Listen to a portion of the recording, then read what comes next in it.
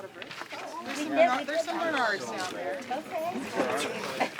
We have to go look. Yeah, that's right. Golly, do I have to do everything for you? Hi everyone, we're sweeping from above.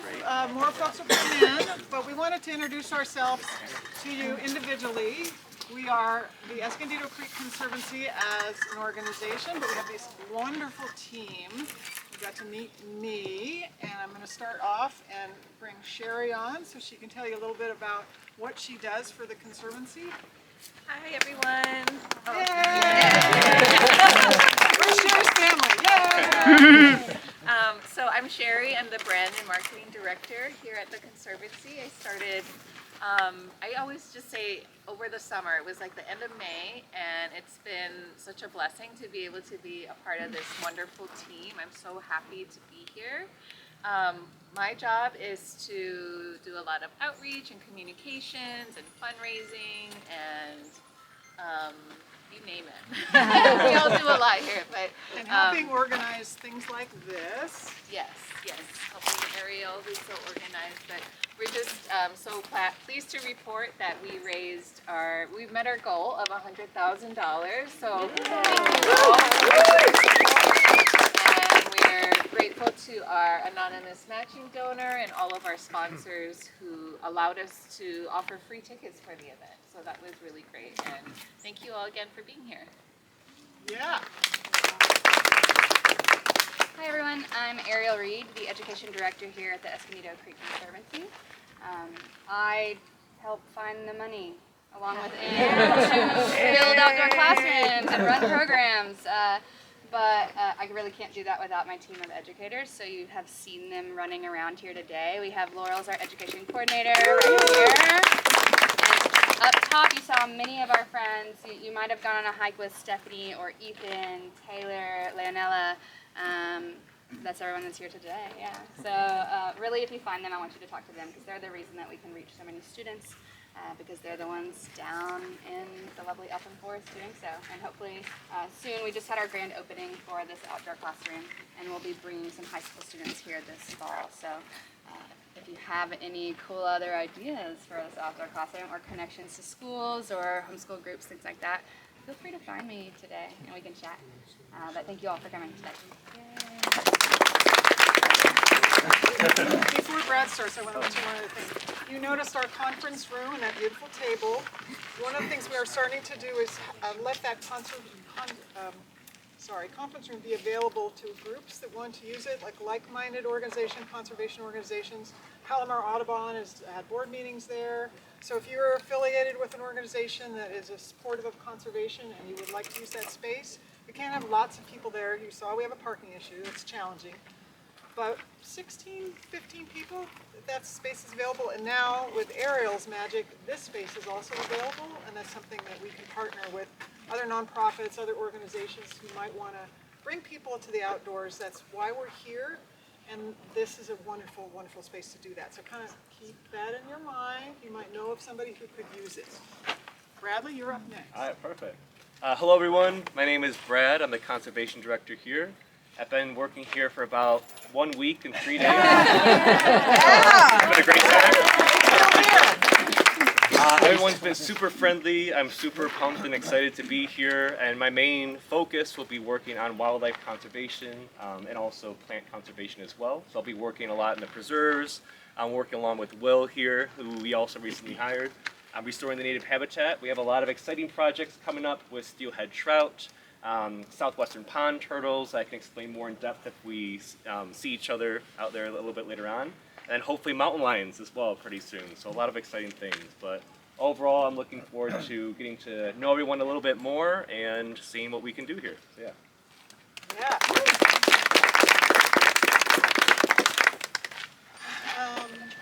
Do we need Don? Me? Yes, please, come with me. My turn. So you might have wondered why you walked in, why this lovely lady was here at this organization. You thought, is this a nature group? Why is she here? Our board president, Lisa, up until about 2 months ago, was doing her dynamic thing that she does, leading this organization as the board president, and then she found out she was diagnosed with leukemia. So we're kind of action-oriented people, and we thought, what can we do to help Lisa? We can give, words of support and all that good stuff that we do, but it struck us that we could partner with some amazing organizations that are helping people like Lisa who have blood cancer and others really around the planet, not just here. And we partnered with the San Diego Blood Bank, and then we've also partnered with this, excuse me, I was teasing her about her branding, NMDP. say that fast. So there's two aspects for if you have blood cancers. There's blood, get blood from the blood bank, and the other is to be part of what they call the registry. You're gonna make it sound much more sophisticated. But Lisa, if you know Lisa, she is so conscientious. She's been worried about the fact that she's using blood from the blood bank. Okay, that's what it's for, Lisa. But she's like, well, I've had to use. Okay, so we have this campaign where we're trying to encourage people to give blood. If you haven't given blood for a while, you have to be between 18 and all the way to the end. You can give blood. But Lisa will know about it because there's a code, and then she'll know how many people are donating under her name. So we have a little sheet out front at her table, and we can give it to you. There's a little code. You can take a picture of it, or you can take a sheet with you. Go down to the blood bank, make an appointment, give blood. And then you can also, if you're between 18 and 35, you can become part of the registry, and now she'll talk more technically. Okay, you're on. Hi, thank you so much for having us here. We love to support our patients. So I'm Miranda, I'm with NMDP. Everybody goes, well, what does that stand for? So I'm just gonna tell you, we need more donors, people. We are the International Stem Cell Registry. We work with patients like Lisa who have blood cancers and other patients like who have leukemia, lymphoma, sickle cell, aplastic anemia. These are things you guys have heard of, blood diseases that actually are curable through a stem cell transplant. But we need more donors, people. So if you are here today, you are between the ages of 18 and 35, I ask you to seriously think about potentially donating your stem cells to help save the life of somebody and cure their disease. It's in all of our bodies, and it's such an easy process. So today is just registration. It's a cheek swab and a phone survey. That's all we're doing. It's what I did. Well, actually, I registered back in 1998. I've never gotten that call to donate. But if you're here today and you swab your cheeks, we're looking to match you with your patient. If there's no match, there's no donation. We're looking for your genetic twin who is not related to you before you ever go to donate. If you are that miracle for somebody, there's one of two ways that they're going to ask for that donation. 90% of the time, it's through the bloodstream. Has anybody here given plasma? Anybody? Is it pretty simple? Very simple. A long time ago it was. Yeah, anybody else? You said you've given plasma? I mean, I gave platelets not too long ago. They told me they didn't want mine anymore. But it's the exact same process as donating plasma. For those of you who aren't aware, you're sitting in a hospital chair or bed. You're hooked up to 2 IVs. Blood goes through a fancy machine called an apheresis machine that will separate the stem cell from the blood in our instance. You get all your blood back through that other IV, and you have saved somebody's life. It's seriously that easy. Now, 10% of the time, if there's a child, infant, somebody with a rare disease involved, we may be asking for marrow out of the hip bone.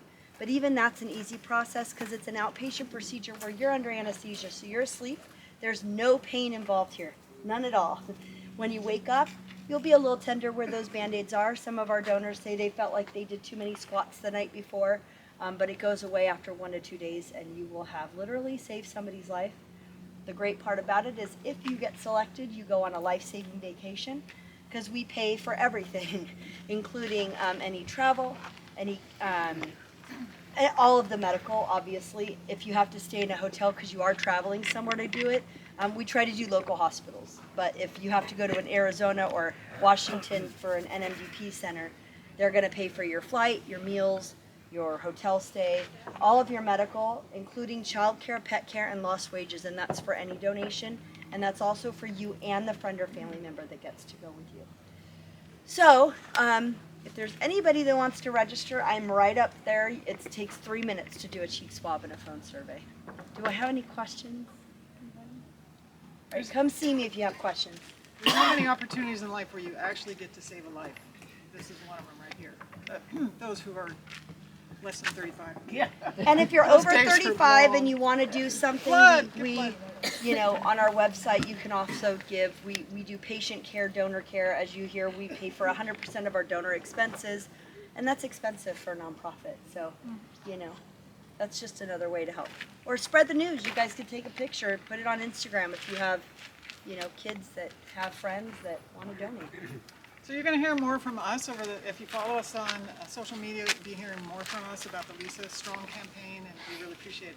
Tell your younger friends, tell your older friends, time to give blood, time to register. Thank you. All right, where's Ann? Oh, you want to come back in? Yes. Awesome. We do have some amazing volunteers and donors, just the general public, but we also have some partners that came from far away that I wanted to introduce real quick. We have Don Chartrand right here from Creeklands Conservancy on the Central Coast. He has been an amazing partner of ours through our CalSol campaign, but I just wanted to give him a second to talk about his education program and how we work together. Oh, okay. Yeah, get up here. Hi, everybody. I'm Don Chartrand. The group I lead up in the Central Coast of San Luis Obispo area is called Creeklands Conservation. It's older than the Land Conservancy here, than Escondido Creek Conservancy, believe it or not, but it started as a fisheries, kind of a steelhead and salmon focused for fishermen, and then we switched to habitat. And it's the land of creeks, and so we do all our work in the watersheds of the Central Coast between Ventura and Monterey. What I want to say about this group is that Ann has been my mentor for my whole 7-year career in this field. I was in healthcare and technology before that. She saved my soul and then taught me how to do this work. And I think there's a lot better, not any better mentors that a person like me could have than this person. So thank you, Ann. This is so embarrassing. Yeah. But listen, here's what I want to say about the education program. We modeled our education program after the program they've got going here. It's the finest model that I know of for conservation groups in urban areas that are trying to establish relationships with the school districts and get the students into nature so that they can develop a stronger, deeper relationship with the nature and the land that they live in. That's their home. And that's what they do. And so thank you guys for setting such a great pace for the rest of us. Thanks for coming.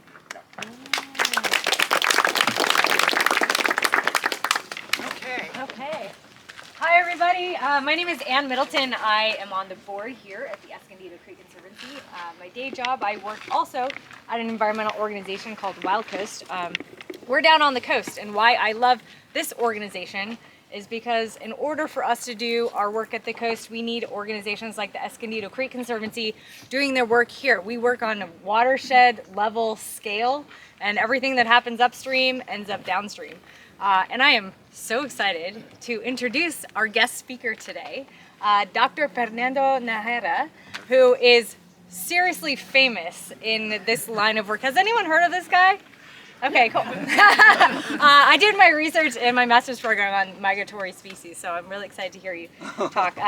He is a director at UC Davis Wildlife Health Center, the California Carnivores Program, wildlife research veterinarian with extreme interest and passion for wild carnivore medicine, ecology and conservation. He has a veterinary degree. He worked in private practice, zoos, wildlife rehab centers all over the world. And then he enrolled in a PhD program focused on the clinical evaluation of Sunda-clouded leopards. Am I saying that right? Yeah. He's done so many amazing things. I love this. He was the Iberian Lynx Coordinator of Veterinary Service for 2 reintroduction areas in Spain, where he oversaw the disease surveillance of lynxes and sympatric carnivores. Okay, he's going to go into all of this, what it also means. But the fact that he's here today to talk about one of the amazing resources that we have here in San Diego County. This is one of the species that we love to geek out about as scientists and as nature lovers. So without further ado, Fernando, gracias. Thank you. Thank you. Thank you so much for the introduction.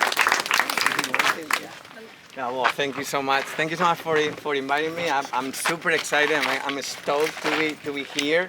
I truly admire the work of Escondido Creek Conservancy, because if we have one tool to protect biodiversity, to protect wildlife, to protect mountain lions, it's just acquiring lands. So, and you guys are doing a phenomenal job. So, sharing a little bit my path with mountain lions here is just a gift. So, thank you so much for having me. So I tried to put together a presentation. I hope it's not too boring, but this is what I'm gonna be talking about. First, I'm gonna try to address the question why we need to invest on mountain lions, why we need to conserve mountain lions.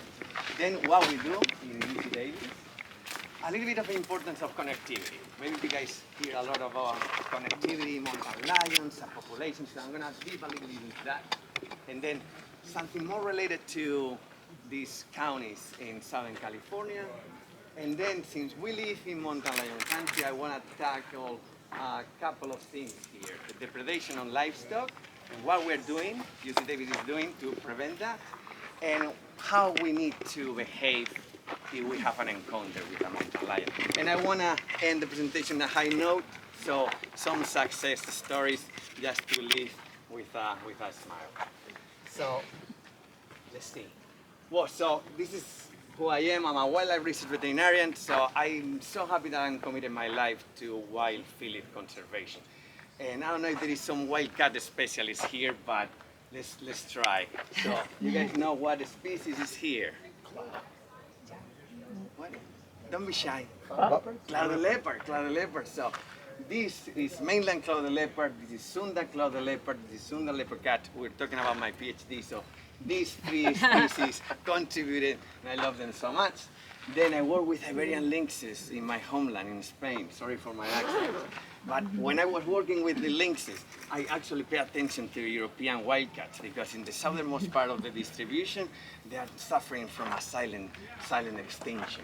And then moved back to the States when I work with bobcats in Missouri. I will work bobcats as well in California, and I'm devoting all my time now to mountain lions. So this is just a really fast introduction to show you the species. So why do we need to conserve mountain lions? So I could be talking about this for ages, but let me give you three main reasons of why we need to do this. First, because mountain lions are umbrella species.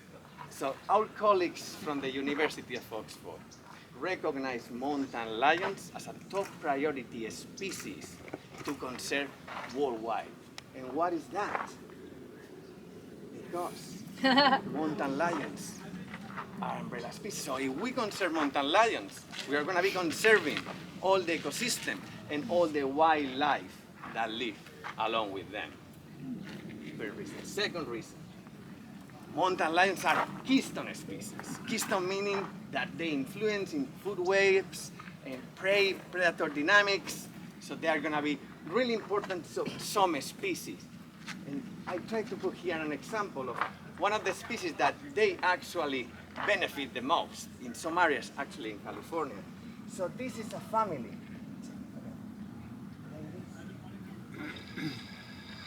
This is a family of black bears, and they are actually feeding on a mountain lion kill. So thanks of having mountain lions in the landscape, black bears actually benefit so much in two of the most important life stages in the life history of black bears. One, when they are feeding the cubs, and the second one, when they just wake up from hibernation. So having mountain lions is a benefit for black bears. Well, in some areas where mountain lions are recolonizing, we are seeing that they are providing with socio-economic benefits for us. In South Dakota, for example, they are saving 1.1 million of costs in vehicle-deer collisions. And it's because when we have mountain lions in the landscape, because of the landscape of fear, they are able to move deer through the landscape, preventing that deer collide with vehicles. So, thank you, mountain lions. Mountain lions actually can differentiate what prey species are sick. And this is really interesting with chronic wasting disease. So they are able to prey selectively in infected mule deer, so they can actually play a role in disease dynamics of chronic wasting disease. And if we talk about biological hazards here in California, we have to talk about the demographic explosion of feral pigs. And you guys know what invasive species does in the ecosystem.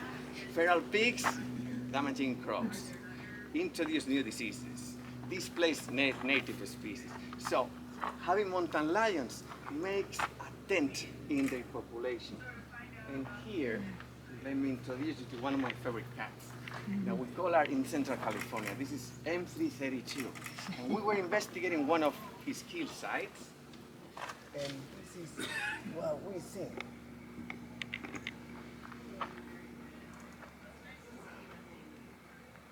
What do you have over there, M332?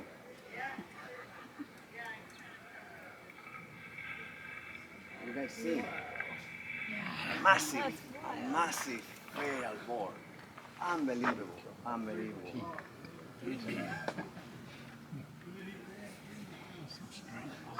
This one, this beauty, is F384. You guys look over there. What he's chasing, what he's looking for. He's just trying to get another feral pig. We didn't know if she was successful in this spot, but in some areas of California, feral pigs, they're up to 20% of their diet.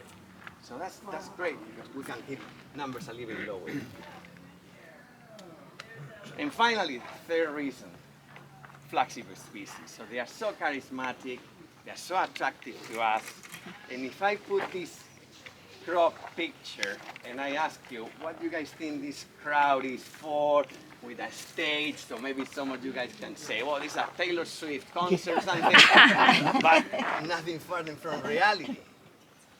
All this crowd for the celebration of life of one of the most famous cats in North America, P22. So it seems like a mountain lions and us, we have a link, and that connects us to nature.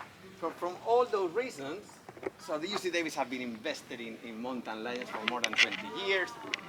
So the project was born in Southern California, but we have been expanding our study sites. We've been colleagues for the Institute of Wildlife Studies in the Motor counties, and from 2022 we're working in Central California in all those counties.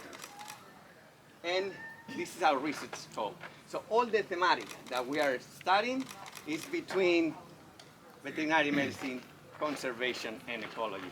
Health, diet, landscape connectivity, habitat use and movement patterns, population genetics, development of population estimation methods, methods of reducing conflicts, interaction with other prey species. So this is what we do there. And as I said, the loss of genetic diversity is one of the main concerns that we have nowadays working with mountain lions in California. So research have told us that there is 10 genetically distinct populations, and 6 of them that are up for listing under the California Endangered Species Act because there's risk of inbreeding depression just in 5 generations and risk of extinction in only 50 years.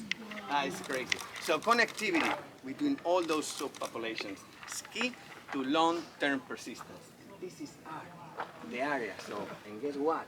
We are in one of those subpopulations.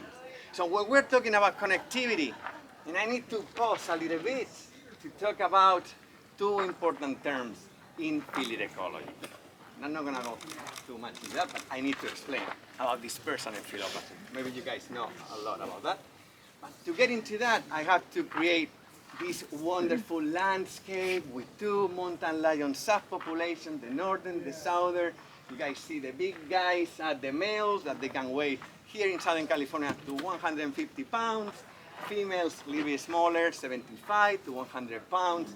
And home ranges, everybody has home ranges. So males may have up to 2 or 3 females in their home range because male home ranges are massive, between 300, 400 square kilometers. Females between 75 to 125 square kilometers. So from all these 2 populations, I want you guys to pay attention to 2 individuals. These 2 in the southernmost part of the population, a male and a female. And we know that during the year, something is going to happen. In here, breeding season, wonderful. And this breeding season, in this case, is bringing not 1, but 3 beautiful kittens. Oh my God. So, and these beautiful kittens are going to stay with mom until they are up to 24 months of age. So, at that time, they look almost like mom or even bigger. This is a proof of it. This is a mom and her kitten of 20 months of age. And look, and this actually is the kitten, which is actually bigger than mom. So look at how nice of a man that is taking care of that kitten even at that age. Imagine how much that guy is eating per week. Well, at that time, 20 months of age, more or less, even can be even younger than that, they're just time to get independent, and you guys see, it's time to get their own home ranges, and the females, usually more or less 50% of them, they're gonna stay close to mom. It's what we call philopatry, and philopatry is super important in field ecology because it's gonna promote the local growth of the population. It's gonna promote stability for the local population. But males have other things in their head, and they just travel, disperse such a long distances until they find another spot where they can overlap territory with another female. And that dispersal is bringing new genes to that other population. So this is a healthy mountain lion system. What is going on in California? This is what is going on. We have a road that dissects the habitat, both sides. Dissect two subpopulations. And what happened in our system? Well, still the females are gonna be around mom, they can be safe, but what happened with the male? Going through there, sees the road, some just gone for it, sometimes get killed, no animal, no genes. Other times, they're successful, wonderful scenario, but some other times, the animal is trying to look one way, another, what is going on. I don't have a nice crossing there. So what the animal does is just coming back where he knows the best, the natal range. Here is when the trouble begins, because it's gonna take a territory that is overlapping with family members. And it's when the inbreeding depression begins, which equals to lower survival and reproduction. And we're seeing already in California mountain lion signs of inbreeding depression, signs that have been observed in Florida panthers. Poor sperm quality, undescended testes, and kinked tails. So, super concerned. Plus, living in Southern California, not easy at all. So this is a wonderful example. F312, one of the most famous cats of our study, because she lost one eyesight. Some people call her Uno. And Uno territory, look at that, all of that, dissected by 241 over here, even the core range. And she actually died in one small road over there. And we knew that she was crossing back and forth on a weekly basis. It was so frequent that even random people was able. Oh, thank God it didn't get hit. It was collared too. Oh, it was. Oh my goodness. Oh my, let me videotape it too. So she lost her life in that road. So it was so easy to spot her that even random people was able to report that. So then we are really invested in Southern California mountain lions, and we're trying to contribute knowledge to connectivity, monitor kitten productivity along the years to see if that's a sign of inbreeding depression. We are collecting DNA samples, we investigate mountain lion-human interactions. We're trying to work on mountain lion depredation prevention and increase our knowledge on the habitat and development, disease, toxin exposure in this spot, and then home ranges, sizes, maternal behavior, everything you can think of, we are invested on. And for that, we need to make a plan. So we have some project tasks that we are trying to accomplish. And first will be camera trapping mountain lions. It's great, give us a lot of information, but then we have to capture and color mountain lions. That's final scale data that we need. We need to be really into that. Gather genetic samples, because it's going to help us to understand the inbreeding situation and then analyze results. And we love to camera trap mountain lions because it gives us these glimpses of the hidden life of mountain lions. And this one, just recently we got this female that we captured a couple of years ago. He has no collar already, but her name is F315, sharing a carcass with 4 kittens. Oh my God, F15, you have a work there. Then we have this other girl, F328. When we got this video, we were thinking, what are you waiting for? Why are you not moving? Okay, what happened? Okay. The troublemaker was doing something over there. Then we got this female as well, relevant information about behaviors. Smelling something? Okay, so you are in breeding season. It's calling the male that was actually marking in that spot. And cats are always cats. And this is N329. It's a dispersal individual that found one predator call that we use when we are capturing mountain lions. We put predator calls, make sounds. They are attracted to the sounds, and let's see the behavior of this cat with that predator call.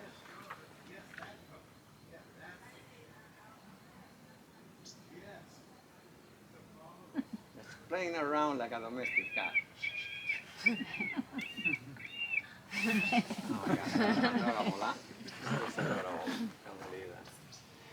So camera trapping gives us such a useful information prior to captures. When we identify these highway areas where we see a lot of traffic on mountain lions is when we can decide of, okay, maybe it's worth it to put a bait. And if we see that the animal is invested in the bait, the animal is eating the bait, spending the whole night, and doing some behaviors like that one, caching, right, that is trying to cover that bait to try to disguise it from other predators, from vultures and stuff. Okay, this guy is gonna come back. So then is when we put the cage traps out, and this is what happens. Animals are a little confused at the beginning, but boom, we have a cat in a cage. But it seems so easy, right? It's like, oh my God, so successful. No, please, don't get fooled about that, because a lot of times we got this same situation. The animal was feeding all night. Oh, wonderful! Put the cage. Then the animal has other plans in mind and don't even pay attention to the cage or to the meat or to anything. And other times we have this situation. Oh my God, we're gonna get this girl. Oh man, so fast! So fast, it's gone. So do you guys think that after all of this, did we trap that cat? What do you guys think? No. Yes. Yes. Eventually. Eventually, well, the same night actually. So we were like, oh my God, we're not gonna see this girl again. No, 2 hours later, boom. So it didn't affect at all that situation. That was insane. So I'm gonna try to explain now what we do once we get the animal in the cage, how we operate, and this is a sequence of photographs. So first what we do, we don't want the animal to get hurt when it's in the cage. So we are so close to the traps. We are 15 minutes away from the trap. As soon as we get a communication in our cell phone, we are on the cage. First thing, the animal is just freaking out, super stressful. Cover the cage. Quiet, dark, the animal relaxes. So relaxed that some animals keep eating. When we are preparing the anesthetic theater, the animal is eating and having a good time. Then, when I inject the anesthetics, we just see that the animal is completely down, Then carefully we retrieve it from the cage, and then we weigh the animal, important information, and then we're trying to assess vital signs. When everything is fine, the animal is doing well under anesthesia, it's when we place the collar, fundamentally. Then secondly, blood and samples, genetics, disease, you think about it. After that, sticking on them, there's a lot of photographs. Didn't switch. So we always put an ear tag because eventually the collar is gonna drop off. Animal is not gonna have the collar for the whole life. No, 2-3 years max, and that's it. The collar drop off, but we have this sign, and that's great for us because when we're doing some studies on camera trap studies, we are gonna be able to identify the individual. You guys see that mountain lions are so similar to each other that it's hard to identify. Once that's done, we put some fluids, it's gonna help in the recovery. You guys see that's always with oxygen. Then we do some morphometrics. Everything is ready. Hey, let's move it to a safe spot where I can put the reversal and the animal is gonna be recovering in a safe, quiet area, always with some of us watching the individual. And because sometimes we work in the cold, in these mountainous areas, super cold, we need the animal to be still warm while it's recovering from the anesthesia. So sometimes what I do is just, in this case, I put one of my jackets on this girl. Look at that, you see? This is the recovery of this F386. Recovering is warm, it's fine. It takes a little bit, it's rough. All right. Oh my God, what's going on? You do my jacket? Somebody sees a black jacket around, send me an email, because I love that jacket. So did she. Exactly. So important to have the GPS collar. We get such a wealth of information. And this is an example of one individual that we collar in the Gavilan Range. For example, you guys see all the locations, right? So thanks to that, see the maximum area that the animal is using. But it's actually the home range, the core range, dense sites, hillsides, relationship with highways, roadways, human infrastructure, how the animal is behaving, if the animal has disease, everything is giving us thanks to the GPS collars. Where is that? This is in the Gavilan Range. This is in 101, San Juan Bautista, Okay. yeah, Gilroy area. Got it. Thank you. Yeah. Salinas River. So one of the most important things that we're doing right now is just to check how this animal or how animals are behaving and are interacting with highways. And look at these points. So we see how the animals are trying to cross in what spots. That information is given to a lot of stakeholders to see where will be good to put an undercrossing, a wildlife crossing. So that information is thanks to the GPS collar that we put in the mountain lion. And because we live in mountain lion country, well, there is conflict, right? And one of the areas that we're trying to put a little bit of effort in our research is in depredation prevention. Because it's paramount for coexisting with us, and because the depredation permits and poaching is really high in the list of how animals get lost.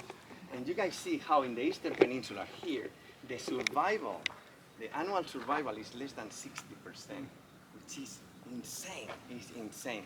Imagine in other areas, in wildlands, protected areas, mountain lions, the survival can be up to 80, 84%. Look, 56%. That's insane. That's insane. You guys see an example here by a study from our group. Vehicle strikes 40%, but depredation permits kill illegally almost the same. So how important is coexist with mountain lions to avoid that?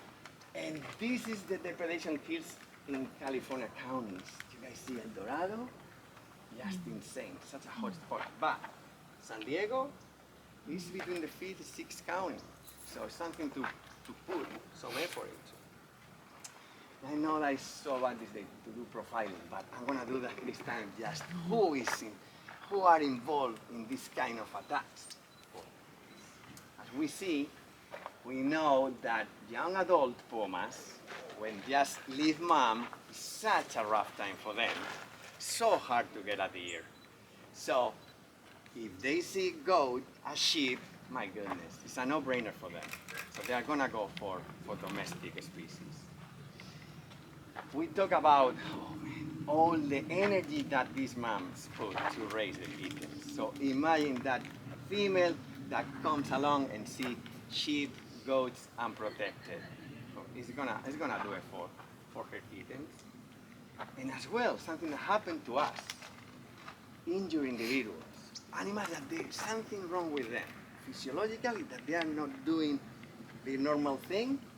And in this case, we captured this cat because it was predating on goats. When we were doing the physical exam, oh gosh, a tender bone in one of the digital parts that the animal was unable to walk properly. So the animal was just sitting down next to a goat pen. So we treat ambulatory this thing, and unfortunately the animal walked away. And what we're trying to do when we see a depredation site, where somebody calls us, can you help us? We have a mountain lion that killed 2-3 goats. So we're trying to put all these type of devices, we're trying to test them. And it's all basically the same. It's just this kind of electronic device that as soon as detects movement, it's gonna put some sound, some loud noises in the area so the animals start to move away. So this is how we're testing this. So we have a collar mountain lion. We know how the animal moves. We're gonna trick that mountain lion. We're gonna put a bait here that the animal is feeding. And then when the animal is feeding on that, we're gonna put a device. We're gonna study the behavior to see if those devices work or not. And let's see. And I'm gonna play this video.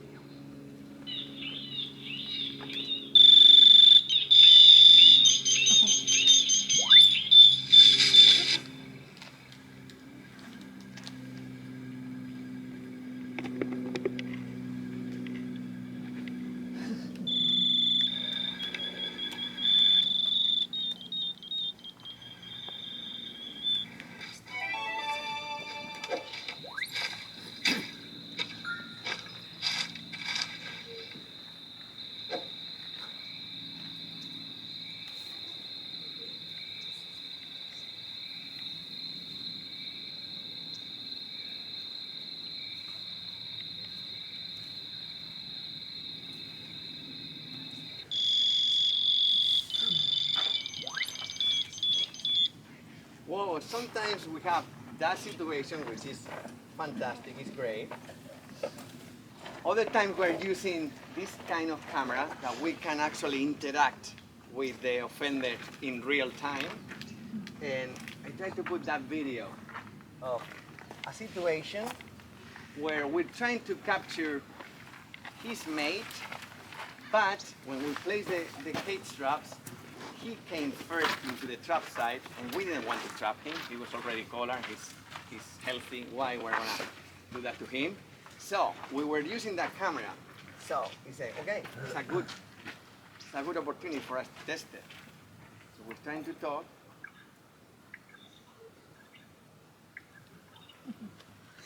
The animal is not interested in the bait anymore, right? We got the attention. So we need to increase the stimuli.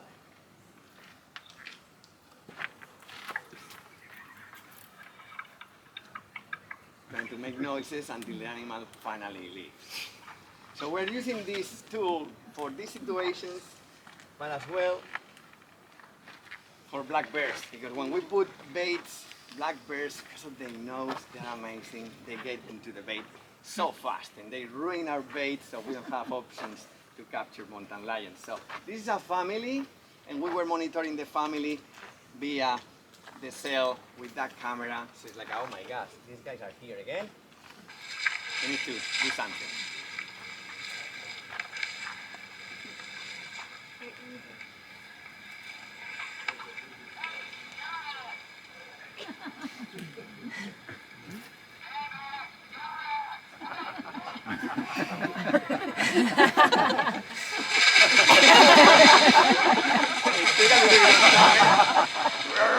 We have to make up some weird noises, but it was successful. It was successful. Oh my God. This guy is amazing. So all the times, the color data is giving us so much information, so good information that we see if an animal is messing up with these kind of ranchettes of hobby operations of livestock.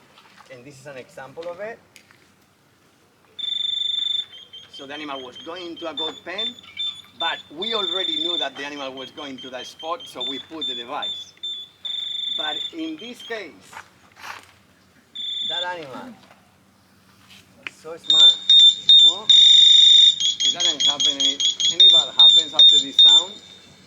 So the animal stay around and around and around, and we say, okay, we need to create a plan B. The plan B, the best plan, is just to try to secure better the goat pen. So if it was like that, okay, so we need to put more layers, we need to cover it completely, and even better if we put a shade cloth around it, because mountain lions are so visual. So if they see the prey getting nervous and moving around, is when they are gonna get more excited and gonna try to go for them. So that protection plus something visual will be perfect. And after that, the animal went around trying to get animals. It was impossible for him, and the animal moved away. So we know that proactive measures, husbandry practices, deterrent devices allow us to coexist with them. And the last thing that I want to talk today is about living in mountain lion country.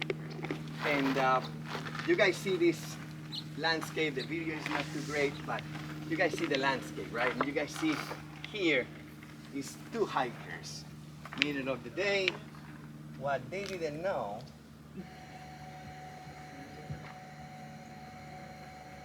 they were being observed all day long by this guy. So this is what is happening to us. I'm telling you guys that you guys are going a hike, beautiful spot, mountain lion habitat, and you guys are gonna have maybe this one guy watching over you.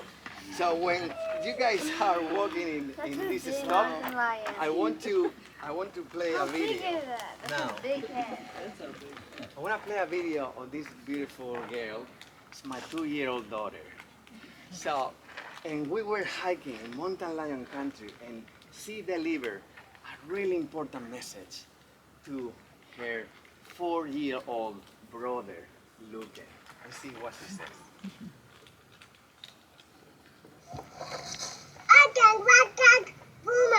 Thank you. Well, I don't know if you guys are really good in the Spanglish. Sorry about that. Let me see if this works. Thank you. She was right. But the other guy was a little bit far away from the family group. So he's like, you come around us. So yes, thank you so much. So this is the prevention tips, and there is something to bring at home and something to do in the field. So at home, we know that in some areas of California, mountain lions have mule deer like a 70% of their diet. So please don't try to attract. I know I love deer too, but if we attract deer to our property, we're gonna bring other animals as well. We need to remove dense vegetation around the house, because this is what they are gonna be using to stalk the prey. So outdoor lighting, super good as well, because then they don't like that situation where they can be seen. So if we put that kind of lighting, it's gonna be helpful as well. And for sure what we talk, secure livestock and outdoor large pets in sturdy cover shelter at night, that's for sure. And in the field, when we are in mountain lion country, about hiking, biking, or jogging along, don't dusk or at night. We know that are the times where mountain lions are more active. So please do that.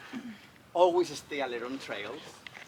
The dogs, please on leash, because they are prey. They're not gonna see a dog, they're gonna see a coyote, a weird coyote moving along the trail, and that happens. And we had actually, not too long ago, one really young mountain lion attacking a dog in one of the OC parks. So, because they don't see a dog like that, they see a coyote.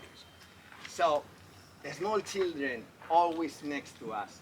Never approach a mountain lion, give them an escape route.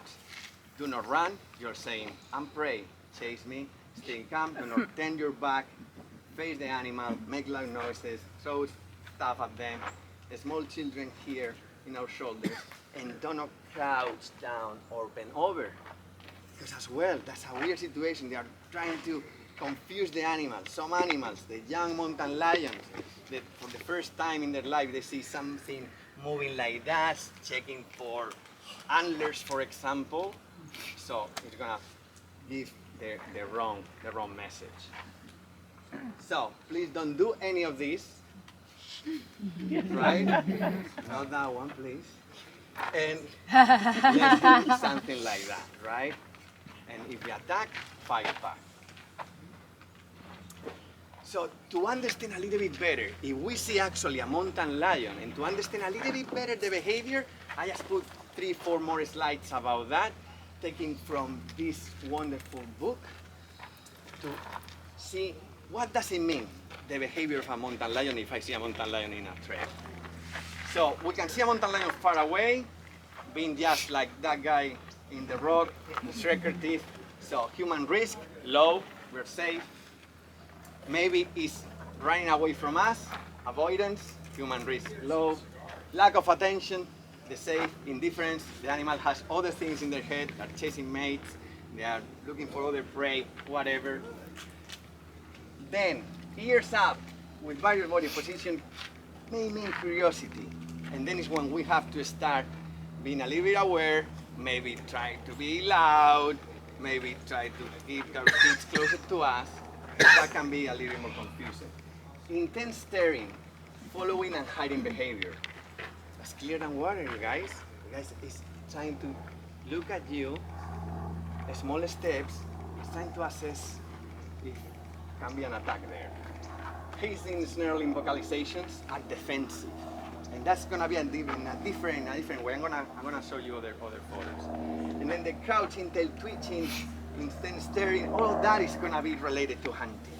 So it's gonna we call offensive, aggressive, offensive behavior. So that's really, really dangerous. So to explain a little bit the behavior of a cat, I always use this slide because it's from veterinary medicine, and it's showing how a cat is. Because if we try to understand feline behavior using dogs, which is so easy to read, it's completely the opposite. When we see a dog going with the flattened ears coming to us, it's like submissive, it's just family greeting. But this is the opposite on cats. So, all of this will be like offensive aggression, and all of this will be defensive aggression. So, we see this cat, ear flattened, growling, hissing at us, is defensive.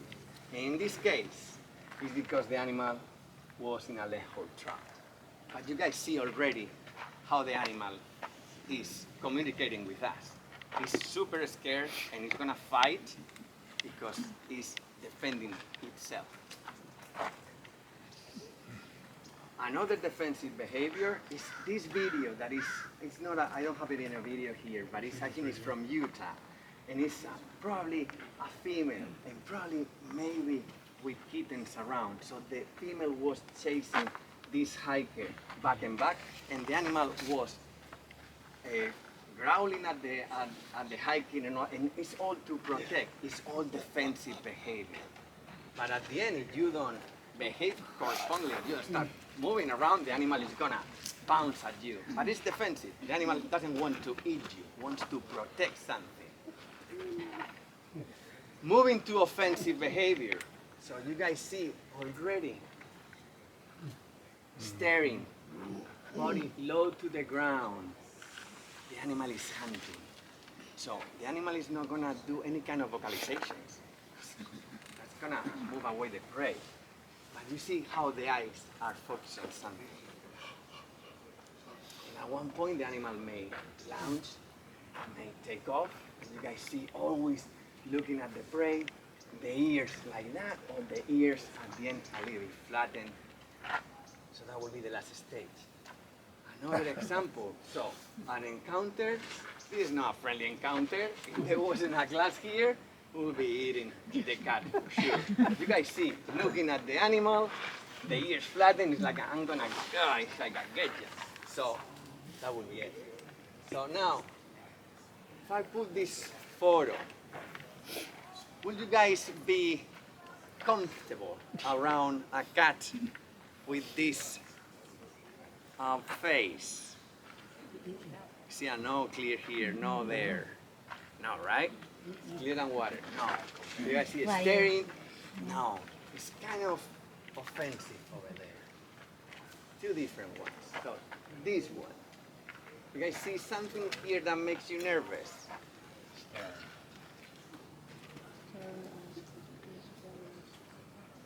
Yeah, speak your mind, don't worry. This is not an exam or anything like that. Don't be shy.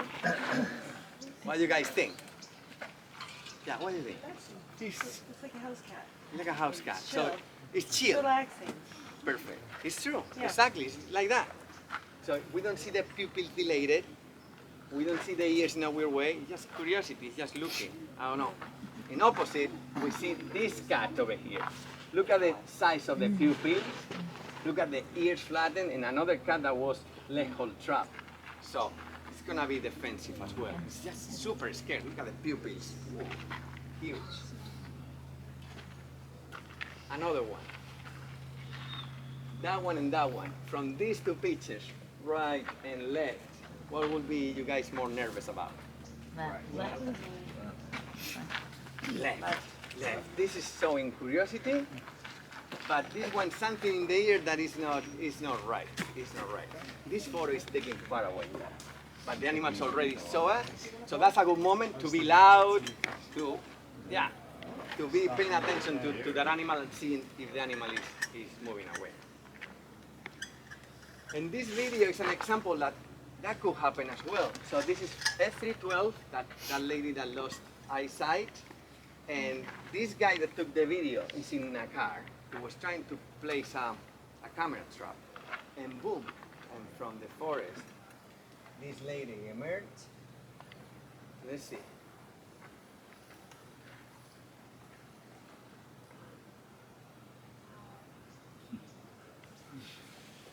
She was so casual. She was not paying attention to hikers, to anything. This kind of an habituated cat. Yeah. She was seeing hikers all the time, that it was like a part of the environment. Look at how close. The animal didn't even look at the person. So you guys see when can be nervous. So I would be nervous if this animal is moving and then stare at us, and then you guys see when the animal is high, is with the mouth open, it's still relaxed. But when the animal closes the mouth, it's just trying to pay attention to something, then I will be more nervous. But she was something was in her mind, and she wanted to cross that path and keep walking. So that's it. So finally, I just want to say something about our project. And if all of this is happening, it's thanks to all the partnership that we have with government and state agencies, with non-profit organizations and academic institutions. If we didn't have this network of organizations working along us, so probably all that information wouldn't be here. And yes, I want to finish with some stories that happened recently, and some of them happened here in San Diego County. And the first story is related to this female, F307. She was radio caller next to the San Diego Zoo Safari Park. We were following her, and unfortunately, she did a depredation in chickens, and the guy and the owner of the chickens killed her. But the guy, what didn't know is that at that time, she had kittens. So as soon as we knew that the depredation occurred and that she was taken out, so we mount these operations to trying to find the kittens. So thanks to the collar data, we knew that there was a den in one spot, and we put a lot of people from San Diego Zoo, from UC Davis, from CDFW, just on the ground. So we went there, we put cameras, and we said, oh my God, yeah, they're still there. We don't know where they are, but still there. So we spent like, I don't know, 5-7 days deeply into that area, and finally, we were able to spot them. Unbelievable. And we recovered 3 amazing kittens that now, because of the age, we needed to move to San Diego Zoo Safari Park, where they are spoiled to death. You see. And we changed the outcome of that story from something really sad to having animals now that they are ambassadors of mountain lions in the wild. So thanks to San Diego Zoo. Another story is with that cat that you guys seen playing with a predator call. Such an amazing cat, NC29. So this is his journey. Born west of I-5. Here is with mom. The yellow is mom. He's gray. And at one point, he decided to live on his own. So he crossed I-5. I don't know how, and then move, and then another barrier, 58, horrible. And then what he did is crossing it, not once, but 2 times. Unbelievable. And that information is what is serving us to know where to place a new undercrossing that is going to happen next year. Well, next year is when we're going to start the construction of a new undercrossing. It is taking, part of that is taking the information of NC29. So this is super exciting.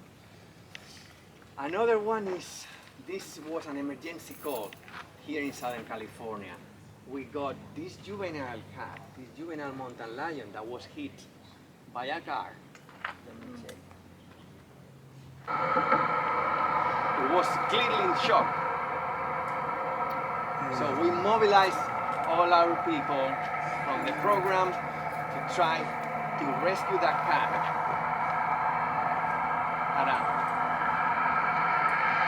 Striking the head, fracture in the orbit, really bad. You guys see, the animal doesn't know where he is. So we captured him, and then we brought it to one hospital that we have really good collaboration with. So we stabilized the animal, and the animal was moved to the San Diego Humane Society, to Wildlife Project Ramona, is the name. And then, after several months, we bring him back to the wild.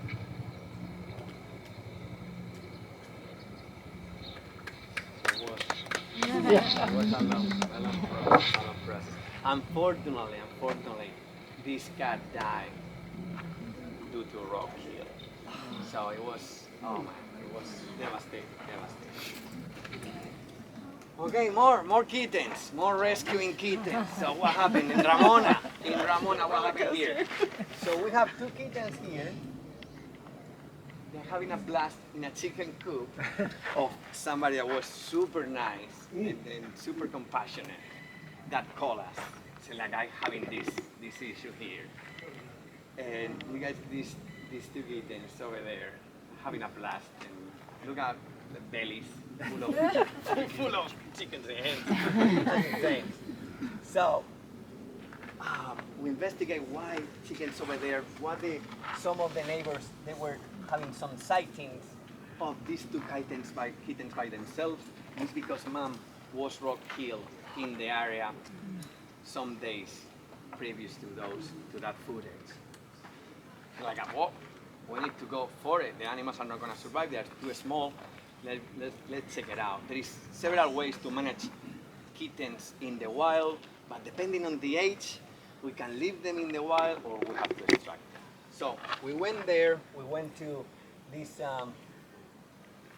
lady's house, super nice, and she let us to put the cage traps or whatever. And we were able to capture the individuals. So because they were too young to leave them in the wild, less than 6 months of age, they weren't gonna, they were gonna make it. So with CDFW and other partners, we decided to take them into rehabilitation.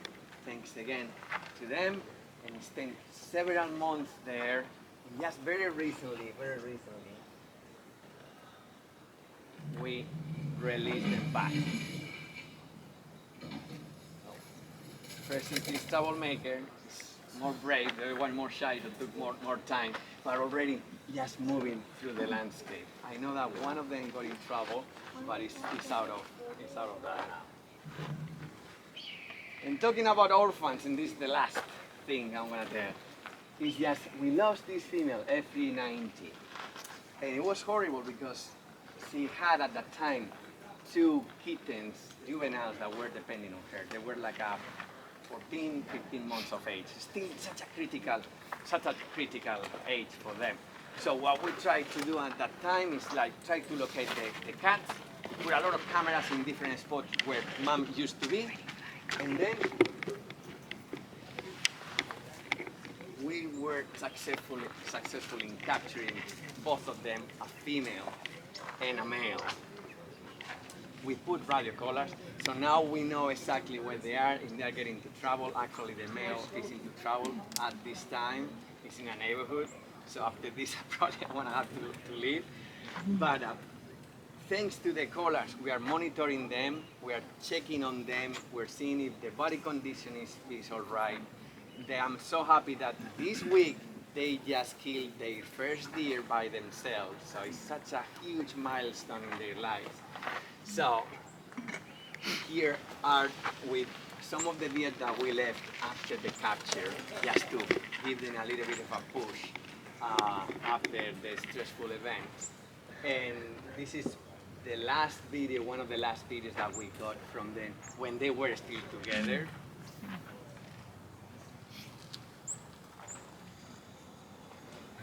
Still being brother and sister.